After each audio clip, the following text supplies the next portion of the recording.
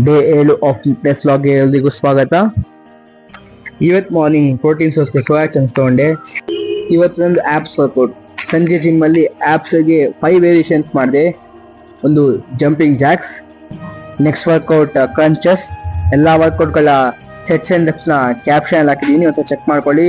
ಇದಾದ್ಮೇಲೆ ನೆಕ್ಸ್ಟ್ ಮಾಡಿದ್ದು ಬರ್ಪೀಸ್. ಇದು ನಮ್ಮ ಕ್ಯಾಲರೀಸ್ನ ಫುಲ್ ಬರ್ನ್ ಮಾಡುತ್ತೆ ಹಾಗೂ ನಮ್ಮ ಬಾಡಿಯಲ್ಲಿ ಫ್ಯಾಟ್ ಲಾಸ್ಗೆ ತುಂಬ ಹೆಲ್ಪ್ ಮಾಡುತ್ತೆ. ಇದಾದ್ಮೇಲೆ ನಾನು ನೆಕ್ಸ್ಟ್ ವರ್ಕೌಟ್ ಮಾಡಿದ್ದು ಲೆಗ್ ರೈಸರ್ಸ್. ಇದು ನಮ್ಮ ಕೋರ್ನ ಸ್ಟ್ರೆಂತ್ ಮಾಡುತ್ತೆ ಹಾಗೂ ಫ್ಯಾಟ್ ಬರ್ನಿಂಗ್ಗೆ ಬೆಸ್ಟ್ ಎಕ್ಸಸೈಸ್.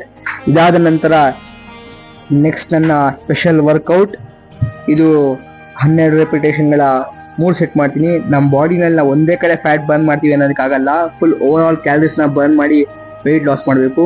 ನಂತರ ಮನೆಗೆ ಬಂದು ಭಗವದ್ಗೀತಾ ಓದಿದೆ. ಇವತ್ತು ಭಗವದ್ಗೀತೆಯಲ್ಲಿ ಕೃಷ್ಣ ಹೇಳಿರುವಂತಹ ಮಾತು, ಸ್ವರ್ಗದಲ್ಲಿ ಎಲ್ಲವೂ ಇದೆ ಆದರೆ ಸಾವಿಲ್ಲ, ಭಗವದ್ಗೀತೆಯಲ್ಲಿ ಎಲ್ಲವೂ ಇದೆ ಆದರೆ ಸುಳ್ಳಿಲ್ಲ, ಜಗತ್ತಿನಲ್ಲಿ ಎಲ್ಲವೂ ಇದೆ ನೆಮ್ಮದಿ ಇಲ್ಲ. ಇವತ್ತಿನ ಎಲ್ಲ ಮಾನವರಲ್ಲಿ ಎಲ್ಲವೂ ಇದೆ ಆದರೆ ಶಾಂತಿ ಇಲ್ಲ.